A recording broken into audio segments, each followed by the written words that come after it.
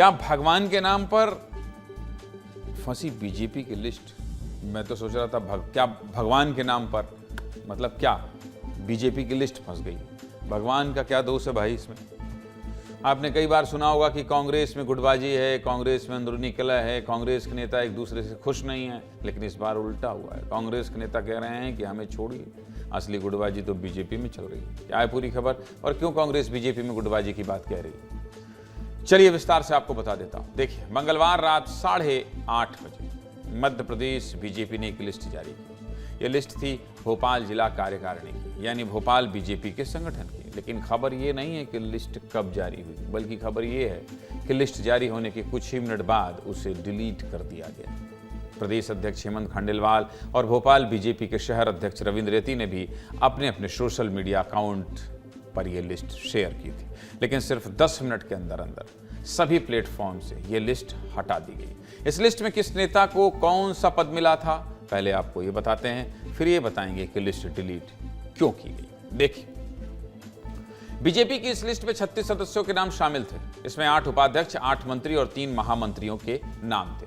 36 लोगों के नाम बताने का समय तो नहीं है, लेकिन जिन नामों को लेकर विवाद है वो आपको बता देता हूं। पहला नाम सचिन दास बब्बा का है, जिन्हें महामंत्री बनाया गया था। दरअसल सचिन दास बब्बा पूर्व विधायक ध्रुव नारायण सिंह के समर्थक हैं। साल 2013 में जब बीजेपी ने ध्रुव नारायण सिंह का टिकट काटा था, तब सचिन बब्बा पर बीजेपी दफ्तर में तोड़फोड़ के आरोप भी लगे थे और सचिन बब्बा पार्टी के खिलाफ बगावत करके निर्दलीय चुनाव भी लड़ चुके हैं। दूसरा नाम शिखा गोहल का है, जिन्हें उपाध्यक्ष बनाया गया था। दरअसल शिखा गोहल महिला मोर्चा जिलाध्यक्ष वंदना जाचक के खिलाफ निर्दलीय पार्षद का चुनाव लड़ चुकी हैं, यानी उन्होंने भी बीजेपी से बगावत की है। इसके अलावा तीसरा नाम राजू अनेचा का है, जो उपाध्यक्ष बनाए गए थे, जिनकी पत्नी नगर निगम में पार्षद है। चौथा नाम मन की बात प्रभारी राजेश खटीक का है और इनकी पत्नी भी नगर निगम में पार्षद है, यानी एक परिवार में 2-2 पद वाला फॉर्मूला। विवाद यहीं खत्म नहीं होता है। बीजेपी ने इस लिस्ट में 3 ऐसे नामों को भी शामिल किया है जो निगम में पार्षद है।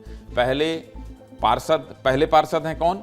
मनोज राठौर, दूसरी हैं सुषमा बाबीसा और तीसरी हैं लक्ष्मी ठाकुर, यानी नेता 1 और पद 2, जो बीजेपी के फार्मूले के खिलाफ है। विवाद अभी भी खत्म नहीं होता है। अभी और सुनिए, इस लिस्ट में हुजूर विधानसभा से एक भी कार्यकर्ता या नेता को जिम्मेदारी नहीं मिली है, जिसकी वजह से रामेश्वर शर्मा गुस्सा हो गए और सूत्रों का दावा है कि इसी विरोध के बाद प्रदेश संगठन ने दखल दिया, जिसके बाद लिस्ट होल्ड की गई है।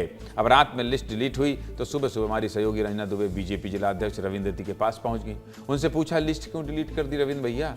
तो उन्होंने क्या कहा, मुहूर्त ठीक नहीं था, शिवरात्रि का मुहूर्त अच्छा है, इसलिए शिवरात्रि पर लिस्ट जारी करेंगे। सुनिए जिला अध्यक्ष क्या कह रहे हैं।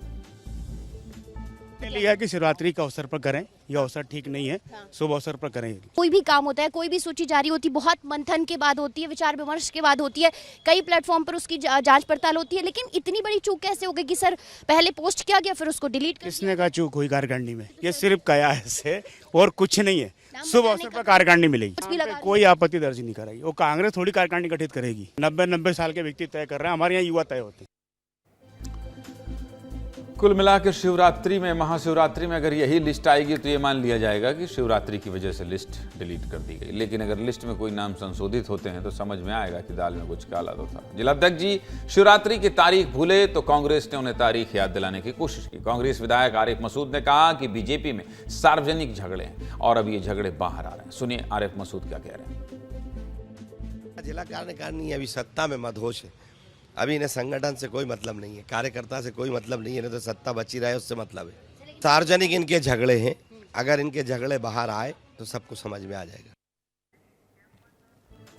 सीधे मुद्दे की बात क्या है? सीधे मुद्दे की बात यही कि आगे से शिवरात्रि की तारीख ना भूलें, नहीं तो गड़बड़ हो सकती है। और जैसा मैंने कहा कि शिवरात्रि को लिस्ट में नाम में बदलाव नहीं होगा तो समझ जाएंगे कि महाशिवरात्रि की वजह से लिस्ट डिलीट की गई थी।